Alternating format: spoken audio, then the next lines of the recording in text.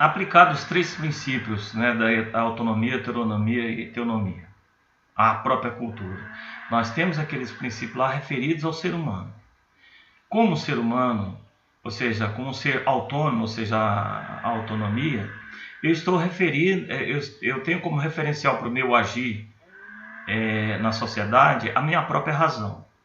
Só que o senso comum, ou seja, aquilo que se estabelece na sociedade, o que se espera que os indivíduos ajam na sociedade, são princípios universais que aplicam a todos os indivíduos. Cada um tem um grau de concepção, de percepção da sua razão. Quem age, por exemplo, quem estupra e quem mata, é movido pela própria razão, ele está fazendo uma coisa errada. Então, para que isso não aconteça dentro da sociedade, a sociedade vai estabelecer, né, aquilo que chama senso comum, ou seja, que é aceitável por todos e que se espera de todos, é que o indivíduo haja conforme um determinado código de valores, ou seja, age conforme os princípios éticos e morais, a legislação que vigora, por exemplo, no país, para a sociedade. Então nós temos aí o conceito de teonomia, ao qual o Tillich liga a dois outros conceitos, né, o princípio protestante e Kairos. O princípio protestante, né, o protestantismo sempre foi a encarnação histórica, né, do próprio princípio protestante, ou seja, os protestantes sempre estão a contradizer os católicos, atacar os católicos e tudo, e por isso o termo protestante se encaixa perfeitamente a esse grupo, né, que vai contrapor a forma de expressão da fé cristã deles à forma de expressar a fé cristã católica. Então, durante toda a história, aplica-se perfeitamente esse termo protestante, ou seja, o nome deles sociologicamente se dá como protestante porque eles de fato protestam contra a religião, né, contra a expressão do cristianismo através da Igreja Católica. Porém, não é disso que o Paul Tillich está falando. Ele está falando no princípio protestante aqui, não nesse sentido, né, mas como um princípio de protesto e de crítica, né, que consiste na reafirmação do princípio profético, daquele princípio de alguém que denunciava as injustiças sociais e anunciava sempre um evento novo, e como um ataque à auto-absolutização, ou seja, a partir do momento que a religião começa a se absolutizar, começa a estar acima de todos, acima de tudo, a se definir como única e verdadeira religião, sem considerar as outras religiões, aplica-se esse princípio profético. Ou seja, para que nenhuma religião caia no absolutismo, que não se isole no sentido de excluir todas as outras possibilidades de salvação. Então é nesse sentido que o Paul Tillich aplica o princípio protestante. Ou seja, o princípio protestante vai excluir a heteronomia, porque a heteronomia ela vai ser incapaz de exercer uma crítica exatamente porque vai estar naquela situação ali muito envolvida com a questão ideológica, em que um governante, por exemplo, se faz uso da religião para poder se autopromover ou se manter o poder, né? E também vai excluir a autonomia, porque a autonomia ela exclui a fé cristã, ela é incapaz de atingir, né, plenamente a busca por sentido da vida, ou seja, ela é incapaz de oferecer profundidade ao ser humano, ou seja, fornecer aquilo que é essencial para a vida humana. Então o princípio protestante ele vai excluir tanto a heteronomia, porque ela não vai exercer crítica porque é movida por princípios ideológicos, assim como vai excluir a autonomia porque é uma sociedade que se pronuncia sem a necessidade da fé cristã. Acaba que o princípio protestante vai ser o juiz de qualquer realidade religiosa e cultural, ou seja, ele vai estar ali para poder exercer um papel de julgar, né, se determinada sociedade, se determinada realidade cultural ou religiosa está agindo conforme, né, os desígnios de Deus para a humanidade. Então nós temos que então o princípio do protesto e da crítica é a reafirmação do princípio profético, como um ataque contra a auto-absolutização, ou seja, como ali para poder evitar, né, frear uma tendência a se pronunciar como forma absoluta qualquer realidade transcendente, né? Ou seja, a afirmação de qualquer realidade transcendente como uma forma absoluta, sendo que na realidade a própria transcendência, na sua realidade, se revela de outra forma. E vai atuar através da teonomia, ou seja, o referencial que tem é Deus. Não é nem a razão, nem aquele que se estabelece na sociedade, mas aquele que Deus estabelece para a vida humana. Então, tendo como referencial Deus, não corre o risco, né? Esse princípio protestante não vai correr o risco de fazer um julgamento errado. Então, por isso é que diz que, embora o termo seja princípio protestante, ele não se confunde com o protestantismo. O protestantismo surgiu como protesto, mas não se confunde com o protestantismo em si, iniciado por Martinho Lutero, né, ao protestar contra o desmando que tinha na igreja naquela época, em que se estabeleceu uma sociedade heterônoma, não referida a Deus, mas referida à religião como um instrumento, né, de legitimação religiosa, como se deu aqui na América Latina e no Brasil pelo sistema de padroado. O sistema de padroado é uma prova clássica de uma sociedade heterônoma. O princípio Kairos, né, que é o tempo marcado, carregado de tensão e rico de significado, né, que é o tempo pleno e decisivo. Ou seja, é um conceito que o Tírico vai recorrer, né, um conceito neotestamentário. Por que neotestamentário? Porque o Jesus Cristo representa esse tempo Kairos, que se insere na história humana, né? O tempo formal, ou seja, aquele tempo que pode ser medido pelo cronômetro, né? É o tempo Cronos, aquele tempo que marca a datação da história, é o tempo Cronos. Então Jesus, ele entra para a história, ele que era do tempo Kairos, ele entra para a história. Então a permanência de Jesus entre nós é a permanência do tempo Kairos de Deus no nosso meio, né? no tempo Cronos. Então é interessante que o Paul Tillich usa desse termo, né? E na teologia ele vai usar para descrever o advento de Jesus, que é acolhido pela fé, né? Na filosofia da história, ele vai utilizar em tempo geral e também particular, para descrever toda a reviravolta decisiva da história, em que o eterno julga e transforma o temporal, e também no sentido específico para indicar a nossa situação atual, ou seja, que se dá de forma polarizada uma sociedade em que se pronuncia totalmente secularizada e que se acabou, ou seja, mostra não ter sentido nenhum, e por isso há necessidade, né, através do princípio da teonomia, de se implantar uma nova sociedade cujo referencial esteja ligado diretamente a Deus. Então seria, no caso, edificar uma cultura teônoma, né, sobre os escombros dessa cultura autônoma, que é o que propõe Paul Tillich, que na realidade é o que o cristianismo tenta. A implantação do reino de Deus aqui na Terra faz com que a cultura se torne uma cultura teônoma. Ou seja, em todos os aspectos da cultura faz estar presente os princípios da justiça, do amor, da justiça, da caridade, da fraternidade, solidariedade. Ou seja, seria uma sociedade ideal, né, no sentido em que Max Weber utiliza, né, ou seja, o tipo ideal, aquela sociedade que a gente sabe que não existe, mas que é o que todos anseiam por ter essa sociedade, né, onde o reino de Deus se dê na sua forma plena. O método da correlação em Paul Tillich.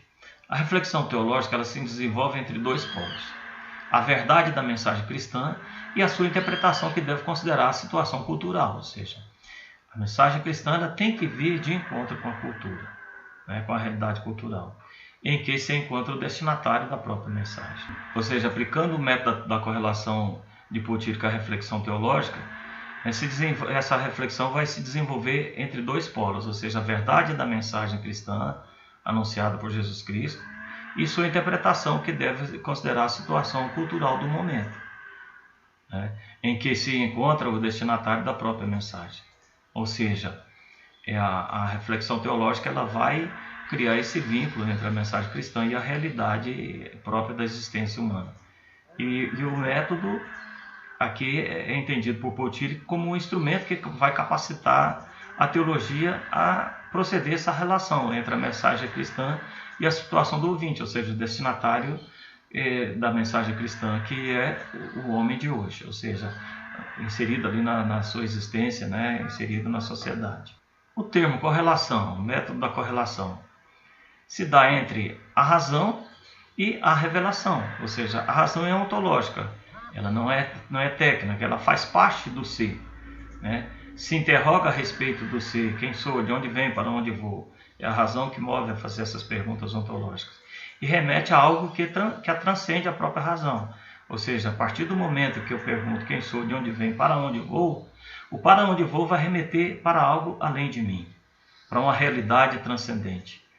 Que isso se dá na esfera cognitiva, ou seja, é a verdade em si, né, na esfera ativa, a beleza em si, na arte, né, e na esfera jurídica, e a justiça em si. Né? Então, na esfera política, o amor em si. Então, nós temos essas instâncias, ou seja, a razão ela é ontológica e ela vai se interrogar a respeito de quem sou, de onde venho, para onde vou. Então, na esfera cognitiva, ela vai buscar a verdade em si mesmo.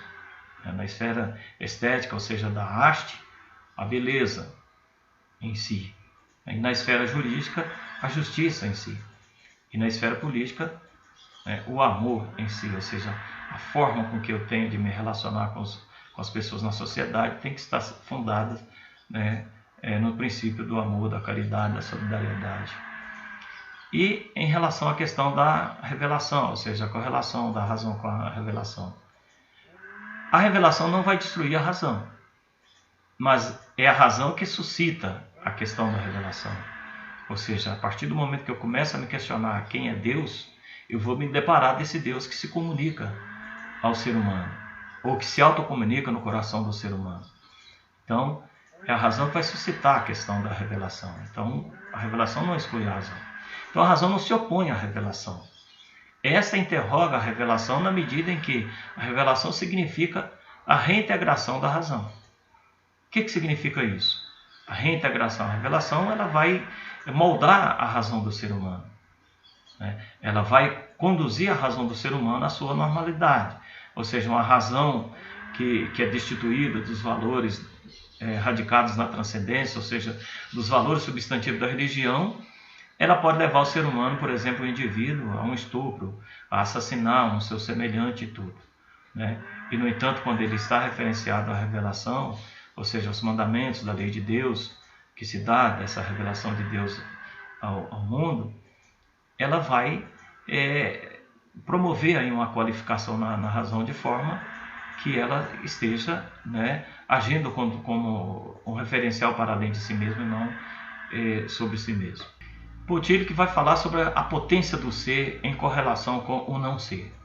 E aqui nós temos aquela questão da busca da vida sem ambiguidades, ou seja, a busca da vida sem ambiguidade que tem como seu contrário a vida ambígua. Então, na correlação da potência do ser, ela se dá de forma polarizada com o não ser. Então, estabelecendo o método da relação. O não ser, ao constatar a finitude humana, chega às formas mais extremas da angústia. Ou seja, que sentido tem a vida se eu vou morrer? Que sentido tem a vida se amanhã eu vou não ter qualquer perspectiva de vida, ou seja, se amanhã eu vou morrer? Então isso às vezes gera um vazio existencial na pessoa, gera angústia, desesperança, e a pessoa cai na constatação da sua própria incompletude, da sua insignificância, e de não ser nada. Porque que sentido então tem a vida se eu vou morrer? E aí a pessoa vai se deparar com essa realidade nua e crua. Na cultura ocidental, nós estamos acostumados sempre a pensar a morte do outro. Então nós estamos vivendo isso no momento político do nosso país. Por que as pessoas se mostram tão insensíveis com a notícia de que alguém morreu? Porque não é a morte de um ente querido, não é da sua família, não é do outro. Então nós estamos acostumados sempre com a morte do outro. Mas quando nós nos deparamos com o grande drama que é a morte, quando morre alguém da nossa família, ou quando morre um amigo íntimo, alguém que é próximo da gente, nós vamos constatar essa questão da finitude. E vai A pessoa que não é uma pessoa crente, que não é uma pessoa que tem fé, ela vai se deparar com essa questão da existência humana, com esse drama da existência humana. Então, que sentido tem a vida? Né? Mas a potência do ser vai resistir ao não ser. Ou seja, a potência do ser é uma resposta à própria finitude humana, a essa incompletude do ser humano. E vai vencer essa incompletude dando a resposta, né? Que é um poder santo e repleto de amor, que é a Deus mesmo. A potência do ser é Deus. Então é a resposta à procura de uma coragem, né, que nos permita vencer a angústia da finitude. Ou seja, a busca por esse Deus onipotente, esse Deus que tudo pode, esse Deus que é amor, que é misericórdia, que é perdão. E vai ser uma resposta à negatividade da transitoriedade temporal. Por quê? Nós estamos sujeitos ao tempo cronos. E Deus nos oferece, pela pessoa de Jesus Cristo, né, pela salvação, um tempo kairos. Ou seja, isso vai dar uma segurança, né, à própria vida humana, vencendo essa negatividade da transitoriedade, uma vez que nós teremos a vida eterna, né, nesse Deus que por essência é eterno. E também vai vencer a insegurança da limitação espacial, ou seja, porque nós estamos situados no tempo e no espaço, e Deus, ele é onipresente, ele está situado, né, no tempo e no espaço, ele se faz presente na vida humana. Então vai vencer essa insegurança em relação à limitação espacial, ou seja, aquilo que é absolutamente o outro, Deus que é absolutamente o outro, se faz presente no coração do ser humano. Então vence isso aí, inclusive na pessoa de Jesus Cristo. Quando Jesus Cristo entra na existência humana, é garantia de superação dessa limitação espacial. Ou seja, o homem já não está mais, não há aquele abismo intransponível entre o homem e Deus, porque esse abismo é vencido na pessoa de Jesus Cristo, é transposto na pessoa de Jesus Cristo. Por isso que ele se coloca como o caminho, a verdade e a vida, ou seja, ele é aquele elo de ligação entre o ser humano e Deus. E também vai ser uma resposta à angústia, da dúvida e do absurdo da vida, porque Deus conhece o coração do ser humano e vai agir no coração do ser humano. Essa correlação da potência do ser com o não ser se dá nessa busca por sentido da vida do ser humano, quando ele ele constata, né, a existência desse Deus. E aí muda completamente a sua imagem de mundo, né, a sua visão de mundo, né, passa a ser uma visão completamente plena de sentido, porque radicada na existência da transcendência, né, ou seja, a sua expectativa está toda ali radicada na transcendência, ou seja, de uma vida que transcende essa própria vida humana. Ou seja, a vida humana ele vai se deparar e que a morte biológica não coloca fim à vida, porque é uma dimensão espiritual que transcende essa própria vida biológica. Então a morte não vai pronunciar a última palavra a respeito do destino humano, mas é o próprio Cristo, né, através da sua morte na cruz, que vai dar a sua palavra final, porque ele vai vencer sua morte, vai vencer a própria morte na cruz, e vencendo a própria morte na cruz, ele nos garante a vida eterna através da ressurreição. Na condição de autonomia, eu vou agir conforme a minha razão. Porém, na sociedade, eu vou me esbarrar nesse princípio da heteronomia, ou seja, em relação aos outros, meu comportamento com os outros, eu vou estar sujeito junto deles ao mesmo código de ética, aquele código que prescreve a forma com que eu tenho que me comportar na sociedade. E aí já é o princípio da heteronomia. Eu tenho a minha liberdade, mas a minha liberdade termina no momento que começa a liberdade do outro. Então eu estou sujeito a algo que está externo a mim.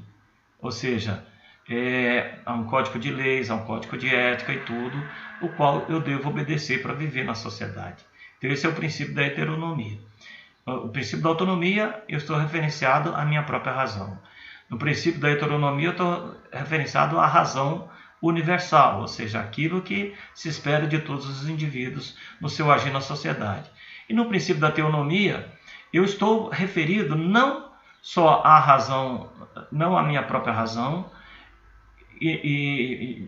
ou não só à minha própria razão, mas a questão da heteronomia, ou seja, da razão universal, mas também eu tenho o terceiro referencial para a minha vida, que é Deus. Então, esse princípio da teonomia, né, é o que confere a normalidade dentro da sociedade. Porque não basta só você não matar, não basta você só não roubar.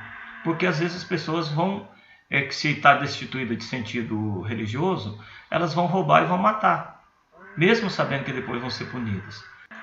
Quando você tem esse princípio da teonomia dentro de si, você vai acrescentar algo mais a essa razão universal. Ou seja, eu não vou roubar, não vou matar, porque isso não é porque isso vai ferir a sociedade, mas porque isso vai ferir o coração de Deus.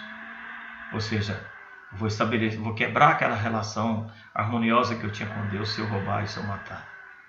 Então, aplicado esses três princípios, né? Autonomia, referenciada à razão própria. Heteronomia, referenciada à razão da sociedade, ou seja, aquilo que a sociedade estabelece como código de ética, de moral, de comportamento dos indivíduos. E teonomia, quando você se referencia a Deus. Isso aplicado à cultura, nós vamos ter uma cultura autônoma, uma cultura heterônima, uma cultura teônima. A cultura autônoma é uma cultura secularizada, desenraizada do fundamento e esvaziada de sentido. Ou seja, é a cultura que nós temos hoje em dia. É uma cultura que não tem como referencial os valores substantivos próprios da religião, mas seus próprios valores. Então, se no indivíduo eu estou referenciado à minha própria razão, na cultura, a cultura está referenciada àquilo que ela própria se estabelece para si como código de ética e de comportamento, né? Então, ela não precisa da religião, não precisa de Deus. E aí os valores religiosos são relativizados. Então, numa cultura autônoma, corre o risco dela cair em estado de anomia, no estado absoluto de anomia, ou seja, de anormalidade. Por quê? Porque vai estar destituída daqueles valores substanciais que é de uma cultura teônima. Então, a cultura autônoma, ela é uma cultura secularizada, ela é desenraizada do fundamento. Ou seja, quando fala desenraizada do fundamento, ou seja, desenraizada da religião, aquilo que dá base à cultura, e esvaziada de sentido, porque exatamente pela perda dos valores religiosos, pela perda do referencial na transcendência, né, quando se assume a autonomia na cultura, ela vai cair no vazio existencial. É o que nós experimentamos hoje na nossa sociedade. A nossa sociedade é uma cultura autônoma, é uma cultura secular, que se pronuncia sem Deus, né, na sua existência, e que ela caminha pela história sem a presença de Deus, e por isso cai num vazio existencial muito profundo a cada vez que caminha sem Deus e sem se viver nessa sociedade de valores religiosos. A cultura heterônoma é uma cultura eclesiastizada ou ideologizada e endurecida em seus conteúdos, ou seja, a cultura heterônoma é aquela que está referenciada a valores, né, próprios da religião. Então, a cultura heterônoma, que é a cultura eclesiastizada e ideologizada e endurecida em seus conteúdos, o que acontece? Aqui na América Latina, na época, né, do sistema que prevaleceu, o sistema padroado, era uma cultura heterônoma. Relacionava a Deus da forma correta? Não. Não relacionava. O que relacionava era a sociedade à igreja. E com todo ali um aparato ideológico e tudo que se tinha trazido, né, principalmente em relação à questão da cristandade. Então, ali é uma cultura heterônoma, ou seja, é uma cultura que ela está referenciada no seu governo a questões religiosas, a questão da igreja e tudo mais. Mas, quando se estabelece esse tipo de situação, se dá praticamente, né, uma relação autoritária, ou seja, de cima para baixo. É praticamente como se fosse a ditadura. Ou seja, o governante ele se faz uso da religião para se impor ao povo, né, ou para direcionar o povo, para conduzir o povo, mas fazendo uso da religião de uma forma errada, de uma forma ideológica, se valendo da religião como uma forma de ideologia. Ou seja, ele vai submeter as formas e as leis de pensamento, né, o seu critério da autoridade, né, à forma eclesiástica de agir. Ou seja, vai juntar a religião, né, com a política a fim de conduzir o seu governo. Isso acontece muito nos países muçulmanos, né, quando aquelas seitas radicais ali, quando há essa união entre entre o governante e a liderança religiosa, isso se aplica a esse princípio da heteronomia na cultura. Quando o governante ele faz uso da religião para poder se apoiar, né, para poder compor a sua base de sustentação no governo, aplica-se esse princípio da heteronomia. Porque ele não está se fazendo da religião para tornar a sociedade totalmente dependente de Deus, ou seja, referida a Deus. Mas vai referir-se à religião, ou seja, vai referir-se à religião, ser vista a religião como um instrumento de manipulação das grandes massas. Então, quando o governo faz uso da religião para manipular as massas, isso aplica-se o princípio da heteronomia, porque vai estabelecer uma relação autoritária, ou seja, imposta de cima para baixo, né? em que o governante ele vai estar fazendo uso da igreja, vai estar fazendo uso da religião para se manter no poder, para legitimar seus atos, legitimar suas atitudes, mas sem a presença do que é essencial, que é Deus. Deus, por exemplo, não vai se somar a atitudes autoritárias, a atitudes ditatoriais. E por fim nós temos a cultura teônima, que exprime na autonomia de suas formas um conteúdo religioso, fonte de criatividade e de significado. Então veja bem, enquanto na cultura autônoma nós temos a cultura secularizada, desenraizada do fundamento religioso, né, daquilo que dá sustentação religiosa, que acresce aos valores da sociedade, né, os próprios valores da religião, e por isso é esvaziada de sentido, porque uma cultura totalmente autônoma, secular, que não tem como referencial, né, que tem referencial àquilo que ela própria estabelece para se funcionar, enquanto na cultura autônoma, né, que é uma cultura secularizada, ela vai estar desenraizada do fundamento religioso, né, e por isso cai no vazio existencial, porque não vai ter ali a presença dos valores substantivos da religião. Na cultura heterônoma, nós vamos ter uma cultura em que os governantes fazem uso da religião para se manter no poder, mas de uma forma de ideologização, ou seja, servindo da religião como um meio de manipulação das grandes massas. Na cultura teônima, nós vamos ter uma cultura em que há a presença do conteúdo religioso, né, que é fonte de criatividade e que vai conferir significado à vida daquela cultura, porque tem como centralidade ali Deus. Então, enquanto a cultura autônoma ela está voltada sobre si mesma, né, a cultura teônima ela vai estar dependente da religião como um instrumento de manipulação e até mesmo de alienação religiosa em vista a alguém permanecer no poder. Na cultura teônima nós temos aquilo que seria o ideal da cultura, ou seja, uma cultura referida aos valores substantivos da religião, mas de uma forma positiva, sem o aparato ideológico e político, né? Então, quando acontece uma cultura teônima, há um estado de anomia, de normalidade, né, de harmonia dentro da sociedade em absoluto. Então, temos esses três tipos de cultura.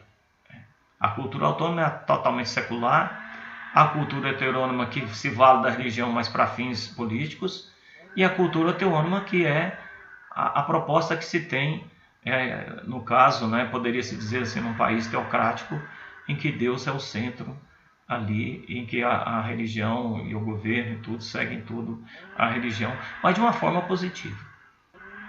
Então, o Portilho que vai trabalhar com esse conceito do novo ser, que contrapõe, né, ao não ser. Qual o significado do novo ser para ele? É que o significado do novo ser ele se dá em função do poder divino que se insere nos limites da finitude humana. Poder que de muitas maneiras vence a condição humana. O novo ser não é apenas o homem essencial, perfeito, ideal, da consciência religiosa, né, ao estilo do homem ideal, do tipo ideal de Max Weber, mas é o homem novo que realiza a unidade da separação, ou seja, aquela ruptura que existe entre Deus e o homem devido ao pecado. Uma vez vencido o pecado, né, acaba essa ruptura. O homem se liga novamente a Deus. Então vai haver essa unidade da separação. Participa da existência e vence a alienação. O ser humano sem Deus é um ser alienado. É um ser que ele não tem a sua escala de valores, né? Como seu referencial a escala de valores próprios da religião, ou seja, aqueles valores radicados na transcendência, de uma racionalidade substantiva, né? Ele vai se reger por uma racionalidade técnica, é uma racionalidade instrumental, uma racionalidade própria da ciência e da técnica fundada pela lógica. Então não vai contar nessa racionalidade própria que o ser humano que vive alienado, não vai contar para ele, por exemplo, que os meios não justificam os fins. Para ele, se os meios justificam os fins. Ou seja, se para salvar a economia hoje precisa que milhares e milhares de pessoas que morram, que assim seja. Porque o certo, para quem é movido pela racionalidade instrumental, é salvar a economia. Isso, né, destoa completamente daquelas pessoas que são movidas pela racionalidade substantiva, ou seja, que é ligada aos valores religiosos, aos valores próprios da transcendência, né, que são estabelecidos ali por Deus para que o homem passe a se referenciar esses valores na sua relação que estabelece no seio da sociedade. Então espera-se do novo ser que seja esse homem revestido por esses valores próprios dessa racionalidade substanciva. Então a condição humana, o ser humano está sujeito ao pecado, à alienação na realidade histórica, ou seja, é própria do ser humano na existência, né, ao longo da sua vida, está sujeito ao pecado, porque faz parte da sua condição. O pecado vai acompanhá-lo até o último instante da sua vida. É aquela ideia que Paulo fala, né, sobre o homem velho que está sempre querendo subjugar o homem novo. Por isso, a conversão não se dá como algo automático, né, de uma vez por todas. A gente está acostumado a ver os colegas, as pessoas que antes faziam parte da nossa comunidade, que passam por protestantismo e dizem, eu me converti. Isso é um engano muito grande. Porque o ser humano ele não se converte assim de uma hora para outra. É um processo que se dá a vida toda, porque constantemente ele está sendo exigido dele, né, agir conforme um homem novo, mas ele sempre está agindo sempre acaba agindo como um homem velho. É aquilo que Paulo vai dizer, né, que eu faço o mal que não quero e deixo de fazer o bem que quero. Então isso é a condição humana. O ser humano está sujeito a isso. Então está sujeito ao pecado, a uma vida de alienação na sua realidade histórica. E essa condição humana vai ter a sua solução, né, na ideia do novo ser. Ou seja, o homem novo que é regenerado, né, no caso do cristianismo, ele é regenerado pela fé do batismo. Né, no momento que é batizado, ele inaugura-se uma nova realidade, ou seja, há uma nova identidade, ou seja, uma identidade que ele assume como cristão, né? E que ele se propõe a viver de acordo com esses valores próprios da religião, né? Que são oferecidos ao homem na sua busca por sentido da vida, que são valores radicados na transcendência, que é chamado na ciência da religião como valores de uma racionalidade substantiva. Então essa situação do novo ser, ela está relacionada a uma vida em Jesus Cristo.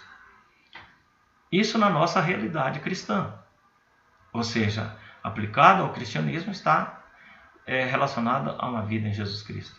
Mas como o Paul Tillich, que ele é o teólogo da cultura, e ele está falando da cultura ocidental, mas ele pode muito bem estar se referindo, vamos supor que fosse uma outra cultura, né, aos valores referenciados ali pelo fundador daquela religião.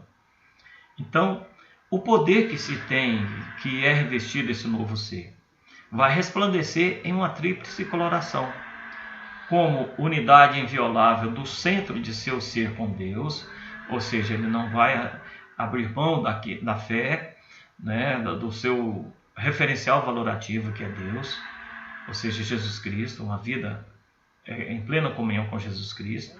Lembrando que essa comunhão com Jesus Cristo, ela passa necessariamente pela comunhão com as outras pessoas com as quais nós relacionamos no dia a dia, seja, é impossível estar em comunhão com Deus se eu não estou em comunhão com meu próprio irmão. É aquela realidade. É a pessoa que está ali para colocar a sua oferta ao altar. Jesus Cristo disse: se você não está bem com o teu irmão, né, vá primeiro reconciliar-te com o teu irmão para depois você colocar a oferta sobre o altar. Ou seja, Deus quer muito mais um coração convertido que propriamente as ofertas que às vezes a gente dá no dia a dia, que são ofertas materiais. É preciso que a gente coloque no altar o nosso coração, a nossa vida tem que estar em comunhão com Deus e também em comunhão com os nossos irmãos. Porque essa relação com Deus é uma relação que se estabelece como relação de amor. É uma via de mão dupla. Assim como Deus se dirige ao ser humano, se comunica ao coração do ser humano como sendo misericordioso e amoroso, né, ao extremo de dar o seu próprio filho para salvar a humanidade, exige também do ser humano uma resposta de amor. Só que essa resposta do ser humano, essa resposta de amor do ser humano passa necessariamente pelo amor ao seu próprio semelhante. O próprio Jesus Cristo diz: como você pode dizer que ama a Deus a quem você não vê, se você não ama o próximo a quem você vê? Então é impossível você amar a Deus a quem não vê, se você não ama o próximo a quem você vê. Então o limite do nosso amor, né, para com Deus é a capacidade que nós temos de amar o nosso ser humano. Perdão, o nosso semelhante. Então o limite que nós temos para o nosso amor, que é o parâmetro, né, de amor que nós temos para o ser humano, é o amor que Deus tem para conosco. Então, quanto mais eu amo o meu próximo, quanto mais eu amo o meu semelhante, mais eu estou amando a Deus. Porque o amor a Deus, né, nessa via de mão dupla, se vem amor de Deus para nós, nós temos que devolver, dar nossa resposta de amor para Deus. Essa resposta passa necessariamente pelo ser humano, pelo nosso semelhante. Então não posso dizer que amo a Deus a quem não vejo, se não amo o próximo a quem eu vejo. Como serenidade e a majestade daquele que preserva essa unidade. Ou seja, vence toda a tribulação do ser humano.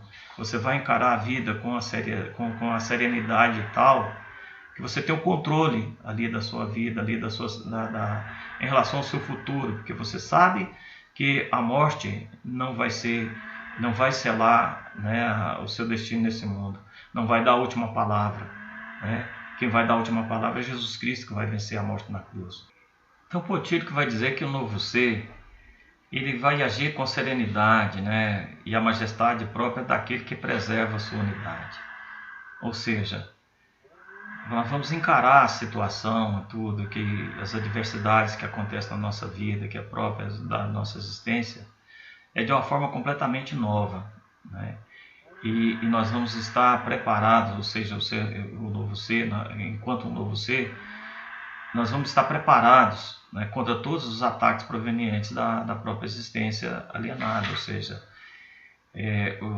os ataques que hoje se fala, né, no meio da renovação carismática, né, do inimigo, ou seja, para significar, né, essa realidade de pecado que vive o mundo de hoje. Então, o novo ser, ele vai se destoar, né, em relação a essa questão, né, desses ataques da existência, porque ele vai estar munido de sentido dentro de si. Ele vai estar trazendo dentro de si, né, todo um conjunto de valores, né, que vão levá-lo a reagir de uma forma mais serena e mais tranquila em relação às adversidades da vida. Não que ele não vai ser constantemente, né, levado a reagir contra essas situações, mas ele vai estar mais preparado, mais munido para reagir de uma forma positiva em relação a elas, né, do que aquela pessoa comum que está alienada em relação a esses valores ou a esse novo ser. Então o novo ser também vai estar revestido desse amor, né, que se abandona totalmente, que representa e atualiza o amor divino, ao assumir a autodestruição existencial. O que significa essa autodestruição existencial aqui para o Potílico? Não é eu me matar, eu tirar minha própria vida, não, de forma alguma. Essa autodestruição existencial é você morrer para o homem velho e renascer para o homem novo. Ou seja, é você morrer para uma vida de pecado, né? E renascer para uma vida plena de sentido, ou seja, uma vida de significado, né? Uma vida sem ambiguidade, ou seja, uma vida de santidade. Essa é a proposta que se dá com o novo ser, né? Que Paul Tillich vai mostrar claramente que o poder do novo ser, né? Vai resplandecer essa tricoloração, ou seja, comunidade, né? Em comunhão com Deus, a forma com que você vai enfrentar as dificuldades da vida, as tribulações, né? Agir com serenidade e com a segurança daquele que preserva essa unidade, ou seja, de Deus, né? Propriamente no caso de Jesus, que é o parâmetro do novo ser, né? De comportamento e do agir do novo ser, e com o amor de quem se abandona totalmente, ou seja, que tem total confiança, né? Que vai atualizar no mundo, no meio, na sociedade, né? No meio que se vive, né? No estabelecimento das relações interpessoais, o amor divino, né? Assumindo para si essa busca constante, né? De morrer para o mundo e renascer para Deus. Ou seja, é você esvaziar-se de si próprio para se tornar pleno de Deus, né? O princípio, né, do esvaziamento interior, que não é próprio da nossa cultura, da cultura oriental, né? Que você é como um vaso, você se esvazia, né, a si próprio para você estar pleno de sentido. Então, esse esvaziamento interior se dá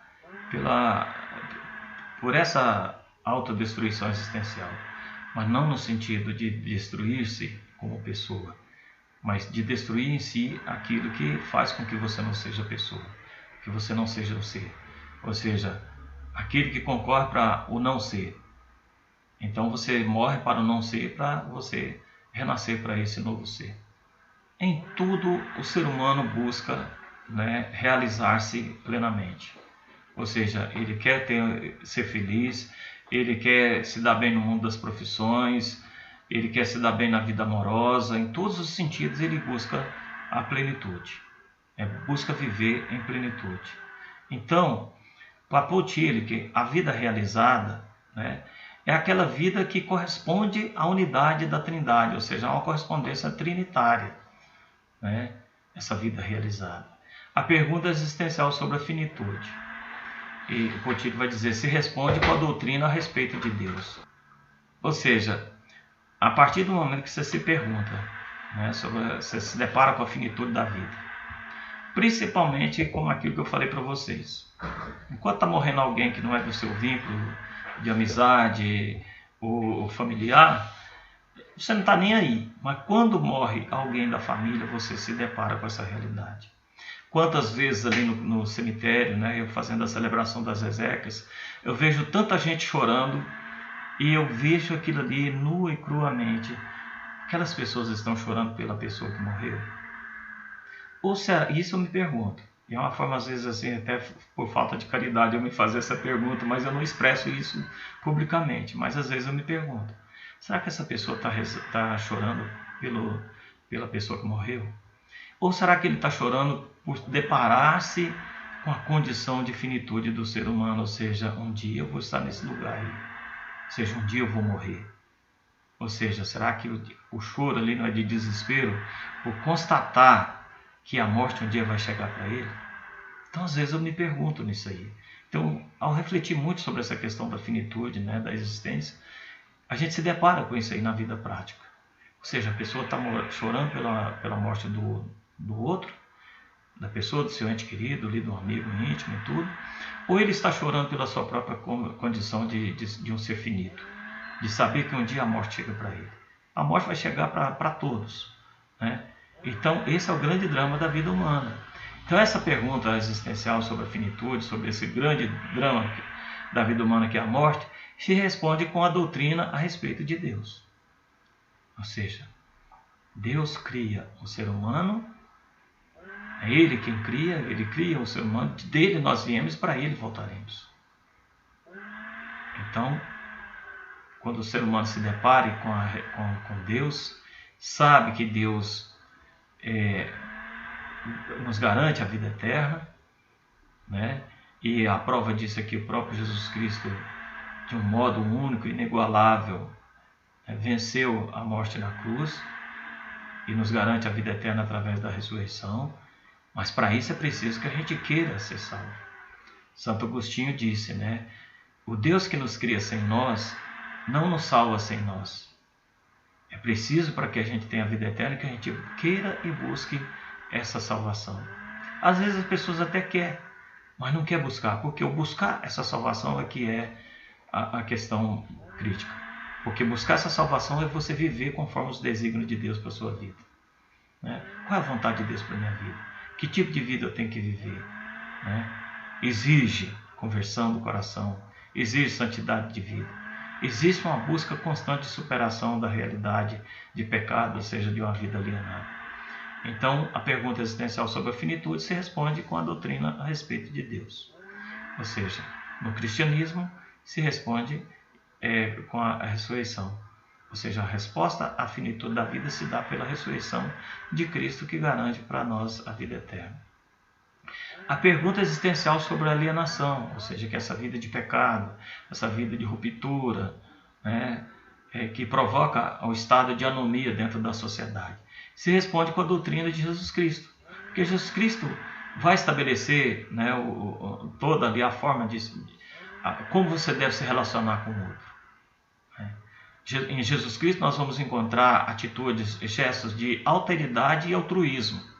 Lembrando que a alteridade é você considerar o outro. Na relação você considerar o outro, e não você considerar a si próprio. Mas o respeito que você tem, a abertura que você tem de diálogo para com o outro, né? Valorizar o outro. Essa é a atitude de alteridade. E altruísmo é você ser capaz de morrer pelo outro. Então nós temos um gesto de altruísmo em Jesus Cristo, um gesto extremo de altruísmo em Jesus Cristo.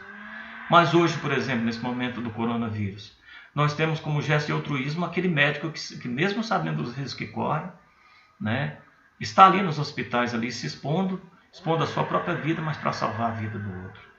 Então isso é gesto de altruísmo. Gesto de alteridade é eu considerar a pessoa do outro. Antes de considerar a minha pessoa, estou considerando a pessoa do outro. É a abertura que eu dou na minha vida ao outro, a possibilidade do outro em minha vida, a possibilidade do outro se romper em minha vida, né? Ou seja, eu trato o outro com a dignidade com que ele precisa ser tratado. Mas altruísmo é ser capaz de morrer pelo outro.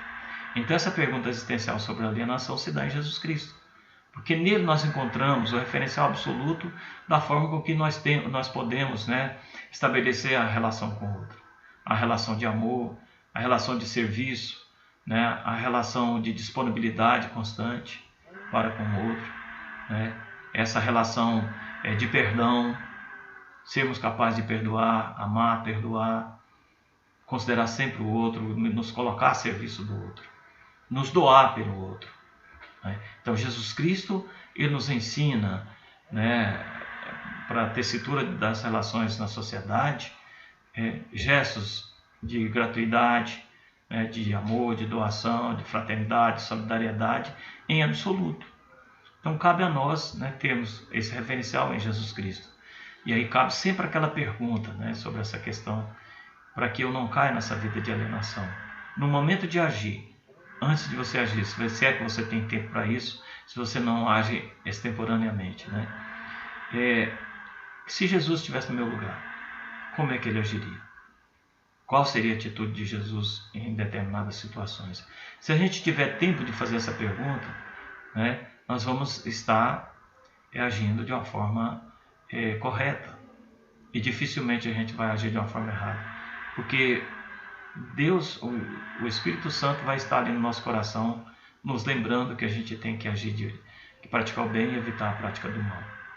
A pergunta existencial sobre as ambiguidades da vida. Ou seja, Deus criou o mundo, Deus criou o homem, em perfeita união com ele, mas o pecado separa o ser humano de Deus.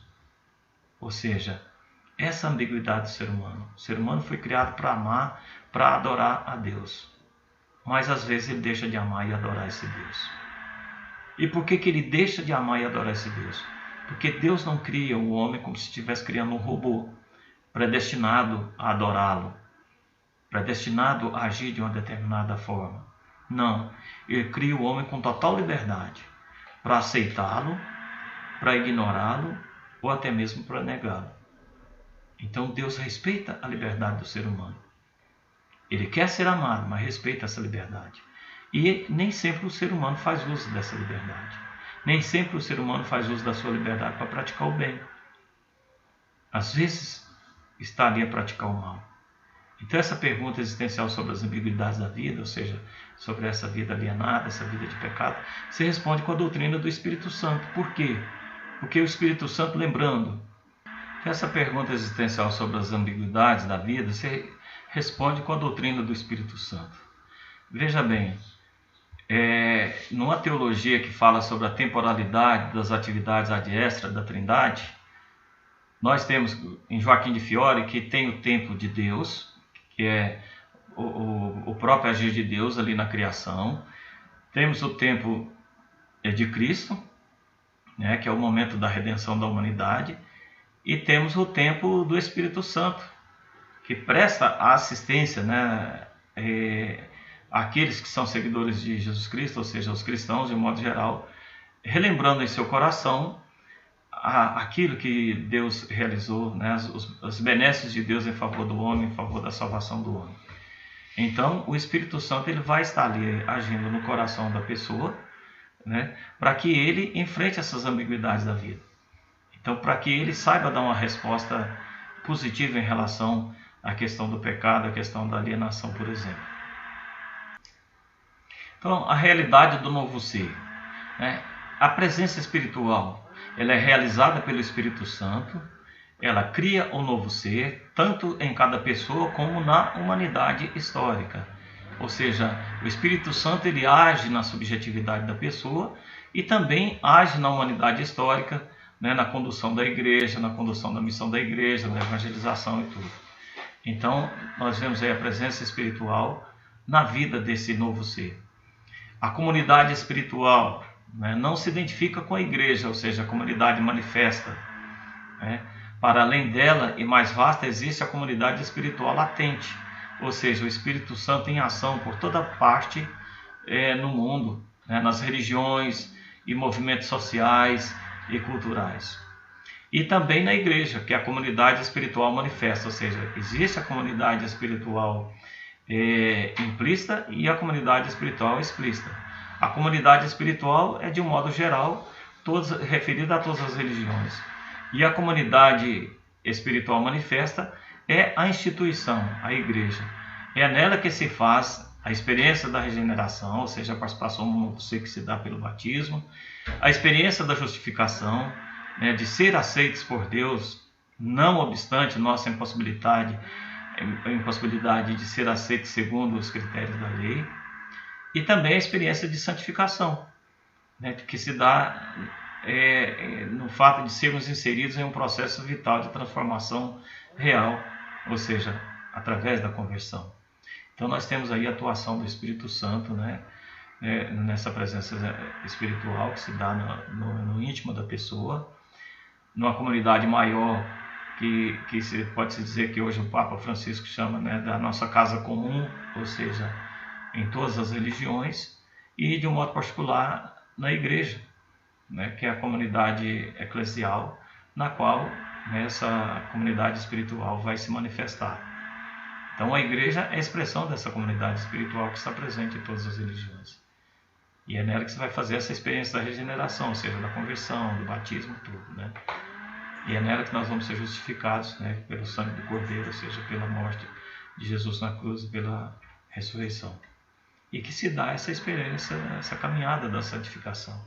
Ou seja, eu vou estabelecer como critério do meu agir, né, como a minha forma de ser cristão no mundo, aquilo que Jesus ensinou, vivendo os ensinamentos de Jesus, né, sendo a presença viva de Jesus no meio do povo, ao espelhar, né, na nossa própria vida, dando testemunho com a nossa própria vida, né, esse Jesus Cristo que continua a agir no mundo através aí da ação do Espírito Santo. Obrigado. Um grande abraço a vocês, né? Tenham uma santa e abençoada semana e até a próxima.